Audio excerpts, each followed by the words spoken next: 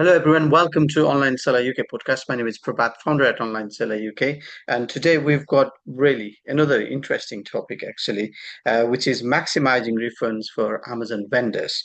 So I'm joined by Henrik, um, who, who is responsible for rolling out the reconciliation platform, Time Tide, for Amazon vendors. And we've got a couple of discussions today and to help vendor sellers, really, basically. So let's start, Henrik, with your introduction and your company, and we take it from there. Sure. So glad to be here. Thanks for the opportunity, Prabhat. So I'm Henrik. I work for DimeTide, and I'm responsible for rolling out the platform in Europe. Basically, what we do is, in a very if we bring it down to one sentence, we try to bring back as much money as possible for Amazon vendors from Amazon. So we have a completely automated reconciliation platform that uncovers all unjustified fees and shortages and recovers them back from Amazon in a fully automated fashion. Yeah. Okay. Cool. Excellent. So I think this is a major headache for Amazon vendors. I was talking to one vendor client yesterday, and then this is one of the major headache for them, and like everybody else. Um, and the fact is, what I'm interested, what is interesting is Amazon created this scenario which, if they want, they can resolve, but they don't do it, right? So Yeah, hence, yeah.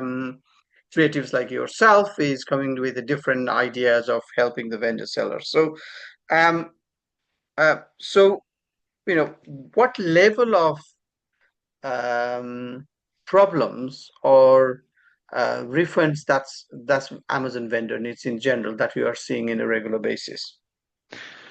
Yeah, so what we typically see is, so in, let's say, the maximum, I would say, for an Amazon vendor to recover back from Amazon is, we always say, around 7.5% of annual sales, right? It's a huge number.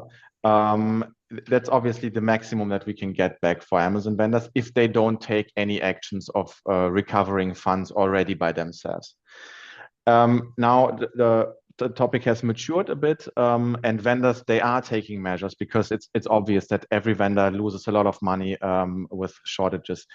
Every vendor also oftentimes loses a lot of money due to wrongly invoiced co-op agreements or any other fees that Amazon is unjustified charging the vendors. So it became more and more a transparent topic for vendors. Every vendor knows nowadays that they have an issue, and that Amazon is overcharging them. So they are taking measures on their side oftentimes now. But even then, even when the vendors have a solution in place or they go after shortages, we are still able to uncover more funds for them to get back. And we typically say that when vendors are undertaking measures to recover funds from Amazon, we still can add 2.5 to 4.5% of annual sales. So it's still a significant amount of money that we are able to bring back to the vendors. Mhm. Why is that? Because we have a full-blown algorithms that work in the background. We work for more than 1,000 vendors by now, and we have a lot of learnings that we acquire with every new vendor that we onboard on the platform. So the algorithms get better and better and better. So they uncover more and more funds for our vendors. So that's why we still are able to, even if the vendors have solutions in place, we're still able to recover significant funds for them. Okay. Let me dive down to a very simple detail now. So Mm-hmm. if I am joined with Time Tide tomorrow, okay. Mm-hmm. So talk me through what happens next. Yeah, so typically, first of all, we have a short introduction call that's typically with myself. The vendor talks with me. I explain them a little bit more the details of the platform, answer all the questions. But before we really start recovering funds from them, what we typically do is to conduct a free audit, right? Mhm. So we Mhm. would go into the vendor central accounts. The platform would go into the vendor central accounts, would Mhm. analyze the last up to 4 years of data that is sitting in the accounts. So Mhm. we go back 4 years, and we Mhm. analyze for that historical look back period. We Mhm. analyze all the unjustified fees, all the shortages that we can find, Mhm. and then we show the vendor the potential that we could bring back to them, right? So it's really, in the beginning, we really oftentimes show them big amounts because we go back these 4 years and we uncover everything that has not been settled with Amazon and everything that has not been recovered. So it's a really, really risk-free process for the vendors to conduct this free audit with us, because this audit is completely free, it's non-binding, and they are completely free to walk away from the audit after we showed the potential. But that's typically what we do in the beginning. Takes roughly 10 business days to conduct this audit. We show those numbers, and then the vendor can decide whether they want to recover with us or not.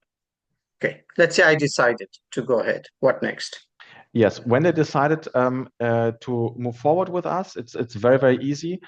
Since we pulled all the data from the last 4 years within our free audit, we can basically start recovering funds the next day, right? So once we get the go from the vendor, hey, go after these funds that we have found, we can open the claims. The first claims will be opened the next day. Then it depends a little bit on Amazon, how long Amazon needs to pay out these claims and to pay back the shortages or pay back unjustified fees. That can really be between a week, and it can also take 4, 5, 6, 7 weeks. That depends also on the amount and the size of the claims.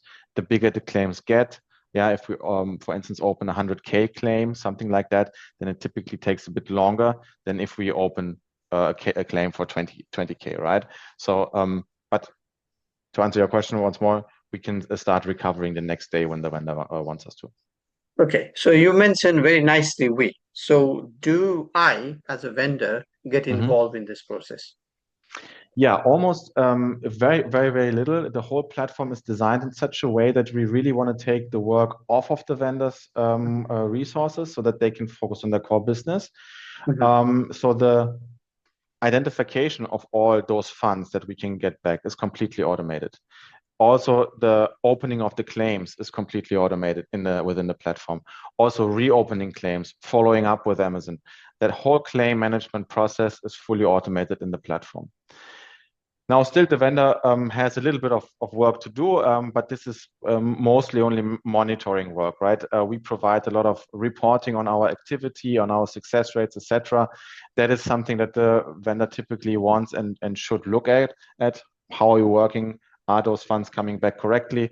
But in the terms of really opening claims or providing any proof of deliveries, BOLs, or any other documentation that Amazon might require in the claim process, all of that is not needed. It's not required. The platform works fully automated in that way. So you told me about proof of delivery. So do we not need to supply the proof of delivery? No. It's oftentimes a question that vendors ask. Because it's very tedious to pull these PODs.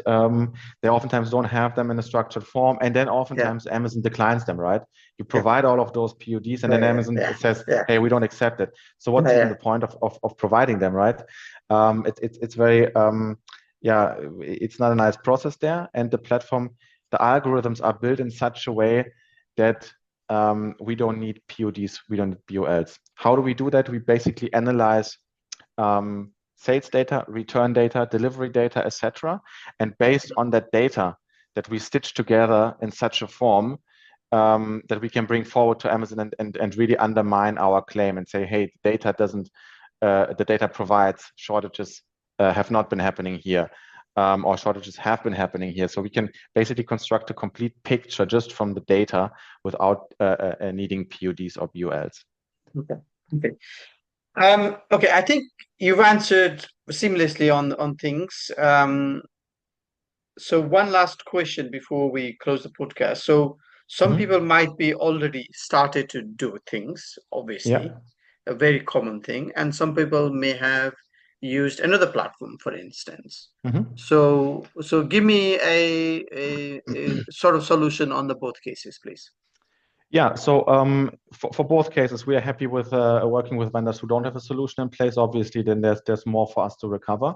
But even if the vendors have a solution in place, or if they have own claim management team working on certain cases, we always can add value on top. In all of the cases where vendors have already been using a certain solution, we still find additional and oftentimes significant additional potential, simply because every algorithm of every software that is out there doing something like this works a little bit different and has a little bit of a different depth to it.